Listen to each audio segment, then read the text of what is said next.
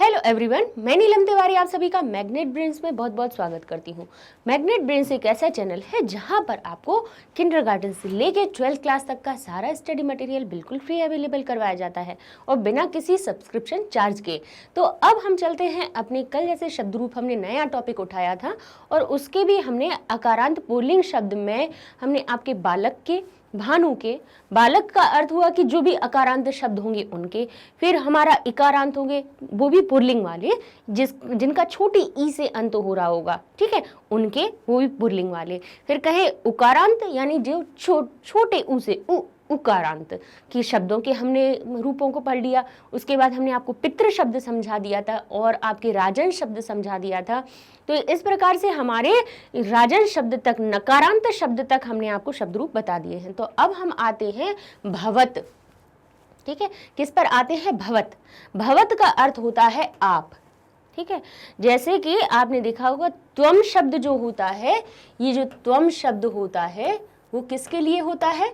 तुम के लिए, ठीक है। देखिए संस्कृत में आदरणीय भाषा है, ऐसा नहीं है कि बड़ों को भी तुम कह दो। जैसे इंग्लिश में तो अपन यू कह देते हैं, कहते हैं कि नहीं, सबके लिए यू, है ना, यानी तुम। लेकिन अब संस्कृत कहती है कि बड़ों को आप करके संबोधित करो, ठीक है।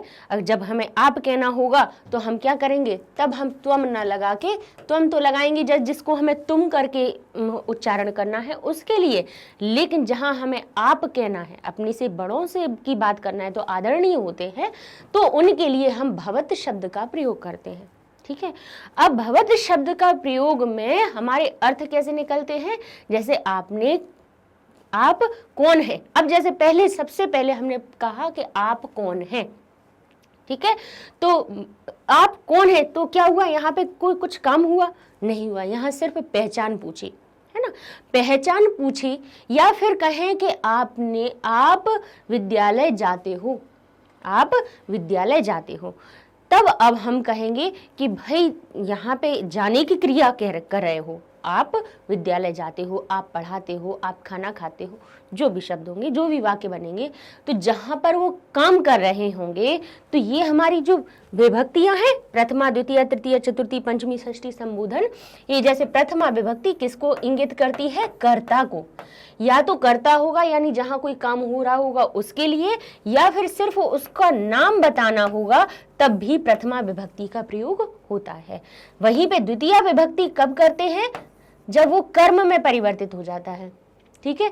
को, राम ने आपको देखा या शिक्षक ने आपको पढ़ाया, तो आप शब्द में क्या लग गया? को का अर्थ आ गया। यहां पर क्रिया कर रहे थे, आप कर्ता के रूप में थे, यानी आपने पुस्तक पढ़ी। ने शब्द जहां आ जाए तो वहां पर हमारा जैसे कर्ता के लिए चिन्ह कौन सा होता है? ने। कहीं पर ने नहीं भी आए फिर भी क्या आप स्कूल गए, अब यहाँ पे ने शब्द तो नहीं आया, लेकिन क्रिया किसने की? आपने की। तो ये जो आप शब्द है वो कर्ता बन गया।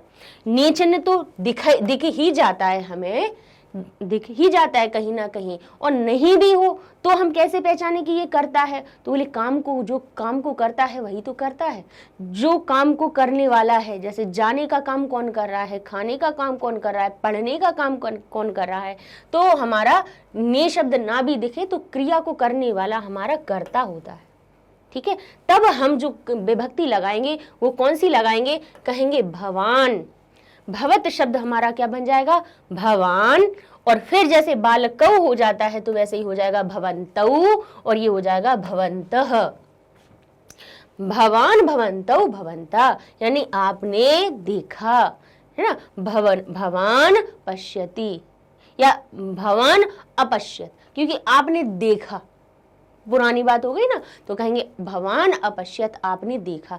अब कहें आप जाते हो, है ना, अब जाने की बात हो रही है ना, जाने की बात जब हो रही है तो भवान शब्द में हम क्या करेंगे? बोले यहाँ पे विभक्ति कौन सी भाई कहा कि आप जाते हो, वर्तमान काल की बात हो रही है, लेकिन अब यहाँ पे हम क्रिया कौन सी लगाएंगे?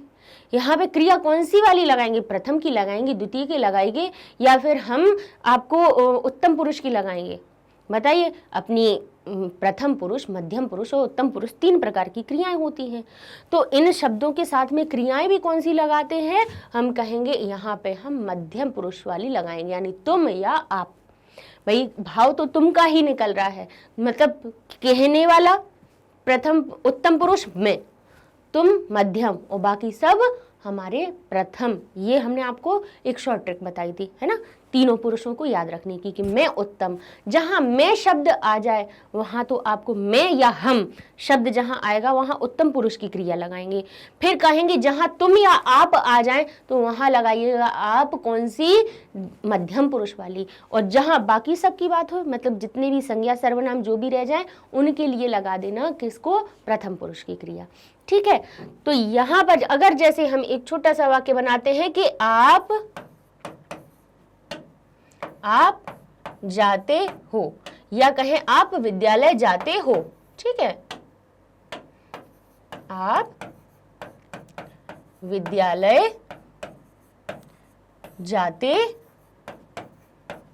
हो। ठीक है, तो आप जो शब्द आएगा बोले एक है, 2 की बात नहीं हो रही है, बहुत सारे की बात नहीं हो रही है, यहाँ पे एक की बात हो रही है। तो जो आप शब्द के लिए हम कहेंगे क्या, भवान। क्या कहेंगे, भवान विद्यालयम, विद्यालयम। और क्या हो जाएगा, अब मध्यम प्रथम पुरुष की क्रिया कौन सी होती, ती तह अंति, और मध्यम पुरुष में क्या हो जाती है, सी थह थ। तो एक वचन है ना, आप तो एक ही वचन है, तो कौन सी आएगी, सी, यानी गच्छसी। ठीक है, अब आप ये चीज को नोटिस कीजिएगा, ये जो अब हम रूप बता रहे हैं आपको, अब आप अपनी जब आप बुक पढ़ेंगे, अपनी किताब को पढ़ना शुरू करेंगे और उसमें जब आपको भवान, भवन्तौ, भवन्तः शब्द जैसे ये दिखेंगे तो उनके संग में देखिएगा मध्यम पुरुष की क्रिया लगी होगी। कौन सी लगी होगी, मध्यम पुरुष की क्रिया। ठीक है, अभी अपन ये शब्द रूप पढ़ के फिर इसके बाद क्रियाओं के पास भी चलेंगे, उनको भी समझाएंगे। तो यहां पर हमें बताने की बात ये थी, क्या बताना चाह रहे थे आपको, कि ये जो शब्द रूप है भाई उनका प्रयोग कहाँ होता है ये जानना तो बहुत जरूरी है। भाई याद तो हम सब कर लेते हैं, रट तो हम सभी लेते हैं, लेकिन बात ये है कि उसको हमें ये तो पता चले कि इनको हम प्रयोग कहाँ करें, है ना। तो हमारा जो द्वितीय प्रथमा विभक्ति में जब वो कोई कार्य कर रहा होता है तो एक वचन तब होता है तो कहेंगे आप विद्यालय जाते हो तो हम कहेंगे भवान। जब 2 की बात होगी कि आप दोनों वहां जाते हो तो हो जाएगा भवन्तौ, और जहां पे बहुत सारे की बात होगी तो हम कहेंगे भवन्तः, भवान भवन्तौ भवन्तः। ठीक है, अब कहते हैं कर्म में को की, आपको देखा या आपको देखता है। ठीक है, कहेंगे छात्र आपको देखता है या आपको सुनता है। तो जब को का अर्थ आप में आ जाएगा तब हम कहेंगे भवंतम, जैसे रामम बन जाता है वैसे ही बन जाएगा भवंतम। ठीक है, और अगर 2 होंगे तो हो जाएगा भवन्तौ, और बहुत सारे होंगे तो कहेंगे भवतः। ठीक है, फिर कहते हैं तृतीय विभक्ति में हो जाता है करण, करण कारक हो जाता है हमारा, जिसका चिन्ह कौन सा निकलता है, से। तब हम इसको क्या कहेंगे, भवता। जैसे कि हमने अपने किसके रूप पढ़े थे, हमने मुनि शब्द के रूप पढ़े थे। ठीक है, और हमने कौन सा पढ़ा था उसके बाद, साधु शब्द के, भानु शब्द के पढ़े थे। तो उसमें हमारा क्या रूप हो गया था कि साधुना, भानुना, कविना। अब वहां पर तो ना लगा हुआ था, लेकिन पितृ जो शब्द पढ़ा था उसमें हमने क्या पढ़ा था, पित्रा, पित्रा शब्द पढ़ा था। तो यहाँ पर भी हो गया भवता, बड़े आ की मात्रा का आगमन हो गया इसमें, तो कहेंगे भवता। अब इन तीनों का तो आपको पता ही है कि ये 3 हमारे भ्याम शब्द से ही जुड़े होते हैं, है ना। यहाँ पर अगर आप देखें द्विवचन के रूपों को देखें तो ये चीज तो हर एक पैटर्न में आपको साथ सही दिखेगी, एक जैसी दिखेगी कि यहाँ के जो आपका प्रथमा द्वितीय विभक्ति के जो वचन होंगे वो एक जैसे होंगे। फिर उसके बाद में जो भी तृतीया पंचमी, तृतीया चतुर्थी पंचमी, उसके जब द्विवचन आएंगे तो उनमें भ्याम शब्द लगेगा, और यहाँ पर ओ की मात्रा और विसर्ग आएगा। जो भी शब्द होगा, राम था तो रामयो हो गया। ठीक है, भानु था तो क्या हो गया, भान्वो हो गया। इसके बाद हमने मुनि शब्द का पढ़ा था तो मुन्यो हो गया था। ठीक है, पिता का हो गया था तो पितृयो हो गया था। तो यहाँ पर आप देखेंगे तो ओ की मात्रा और विसर्ग हमारे द्विवचन में आ जाते हैं। फिर चलते हैं तो अच्छा इनके अर्थ क्या निकलेंगे, कहेंगे भवता यानी आपके द्वारा, ठीक है। यहाँ पर से या के द्वारा का अर्थ निकल आएगा कि आपसे छात्रों ने पढ़ा या आपसे छात्र पढ़ते हैं, आपके द्वारा छात्र पढ़ाए जाते हैं, तब यहाँ पर हमारा भवता शब्द आएगा। इसके बाद अगर दो लोग हैं, आप में दो लोगों का की बात हो रही है, तो हम कहेंगे भवद्भ्याम। क्या कहेंगे, भवद्भ्याम। ये जो त है वो आगे आने वाले भ के योग से यहाँ जशत्व संधि का नियम लग जाएगा और ये त हमारा दा में परिवर्तित हो जाएगा। तो क्या हो जाएगा, भवद्भ्याम। संधि हमने आपको इसीलिए पहले समझाई, जशत्व संधि जो है प्रथम वर्ण तृतीय में परिवर्तित कैसे होता है, उस नियम से, झलम जशंते से। तो ये क्या हो जाएगा, भवद्भ्याम, और यहाँ हो जाएगा भवद्भिः। ठीक है, देख लीजिए कि त जो है वो हमारा किसमें, आगे आने वाले स्वर या व्यंजन के योग से दा में परिवर्तित हो जाएगा। ये नहीं समझना ये दा कहाँ से आ गया, यहाँ भवत शब्द के रूप बना रहे हैं और ये दा कहाँ से आया, तो भाई ये दा कहाँ से आया, जशत्व संधि के नियम से।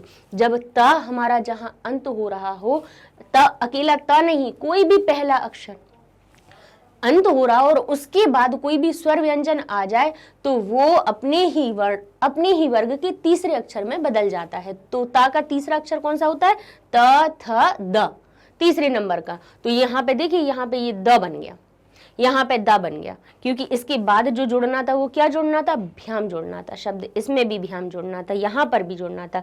यहाँ पर देखिए, यहाँ पे सिर्फ स्वर लगाना था, तो यहाँ पर नहीं जोड़ा गया, है ना। यहाँ पे देखिए, यहाँ पर भी जोड़ दिया, यहाँ पर भी जोड़ा, यहाँ पर भी जोड़ा, ठीक है। तो ये कहीं पे आप कंफ्यूज ना हो, इसलिए ये चीज हमने बता दी।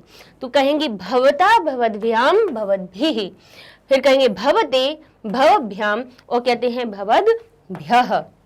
फिर से देखिएगा, तीनों के एक जैसे बना लेना है। फिर इसके बाद भवतोः भवतोः कर दीजिए।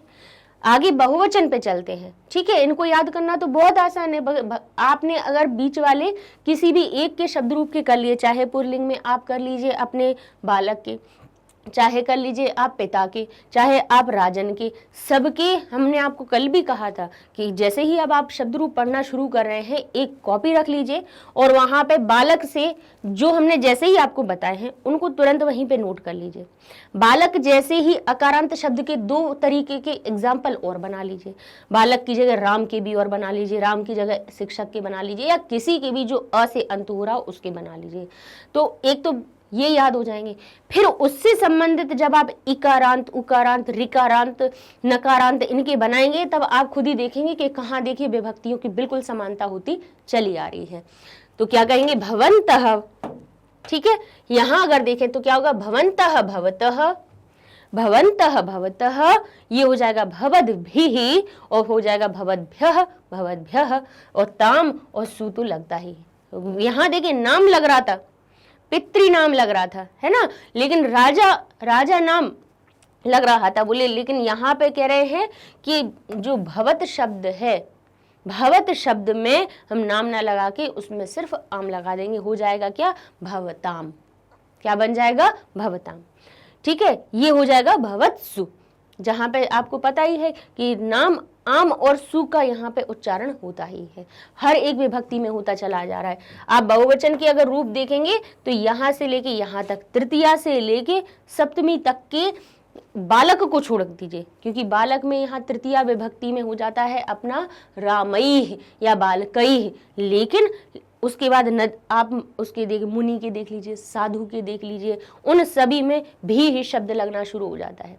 तृतीया में भी, फिर भ्यः, फिर भ्यः, फिर आम और फिर सु। ये सीक्वेंस चलना ही है, हर एक उसमें क्रम यही चलना है। तो चलिए अब इनको अपन साथ में पढ़ने की कोशिश करते हैं। कहते भवान भवंतम भवता, कैसे याद करेंगे, भवान भवंतम भवता, भवते भवतः भवति, क्योंकि यहाँ पे आपको पता है कि ये 2 बार रिपीट होना है, तो इसको एक ही बार बोल के याद कर लीजिए।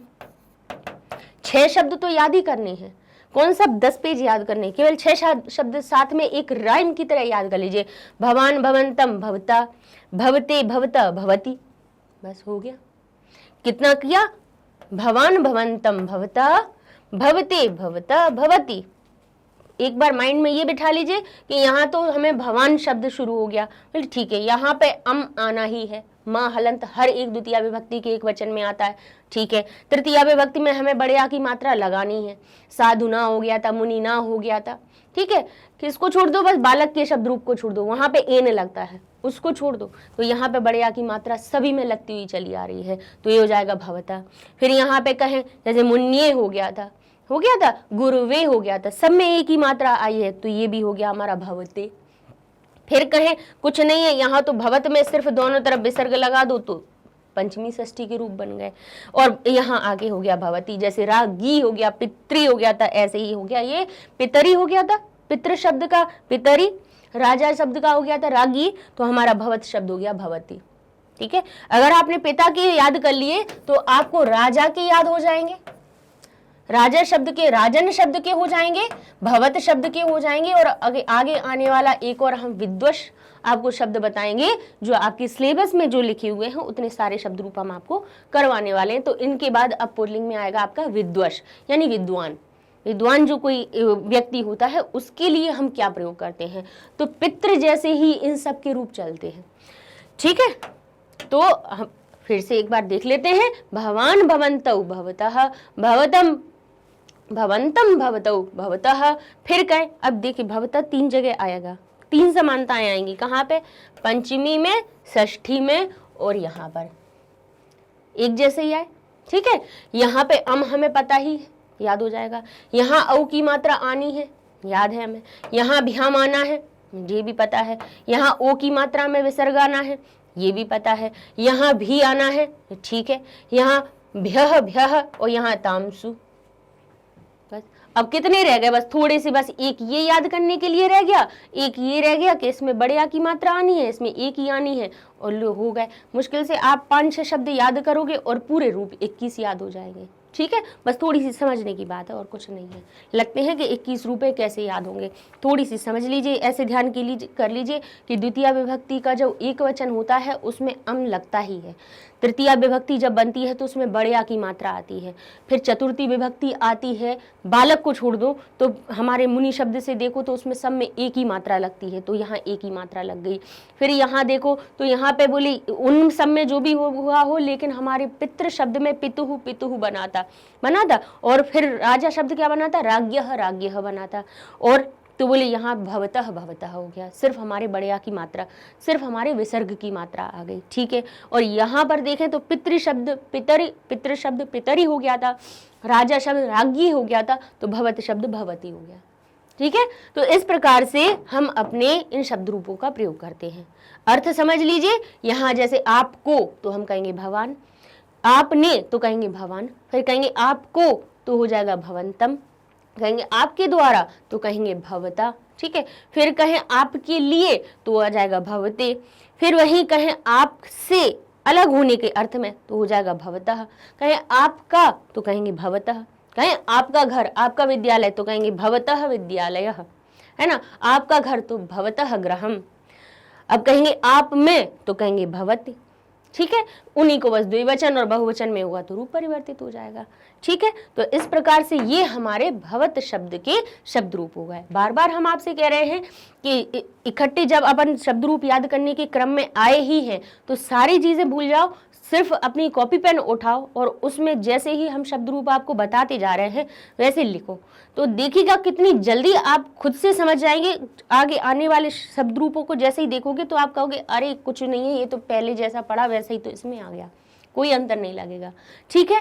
तो अपन नेक्स्ट वीडियो में अपने नए एक विद्वश पुल्लिंग शब्द रूप को पढ़ेंगे और उसके बाद फिर हम अपने स्त्रीलिंग वाले शब्द रूपों की तरफ चलेंगे, ठीक है। तो मिलते हैं नेक्स्ट वीडियो में, तब तक के लिए धन्यवाद।